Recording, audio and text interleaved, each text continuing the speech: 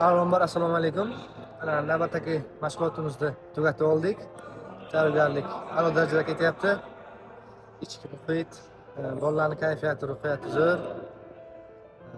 Xudo xolasa, o'yinga ham shunaqa ruhiyat bilan, yaxshi nastroy bilan chiqib, g'alaba qozonib, aytganimdek, kubokni Buxoroga olib kelish uchun astoydil harakat qilamiz. Hammaga rahmat. All-Star oilasini, All-Star muxlislarini arenaga kutib qolamiz 2-iyun kuni. Hammaga rahmat. Sog' bo'linglar. Assalomu alaykum hammaga. Biz hozir jamoamiz bilan mashg'ulotlar olib bormoqdamiz. Final oldidan jamoada kayfiyat a'lo darajada, hamma narsa reja asosida kechmoqda. Xudo xolasa finalda yaxshi o'yin ko'rsatib, muxlislarni xursand qilib, kubokni Buxoroga olib kelish niyatidamiz. All-Star jamoasida final bahsi uchun tayyorgarliklar avjida. Jamoamizda kayfiyatlar a'lo.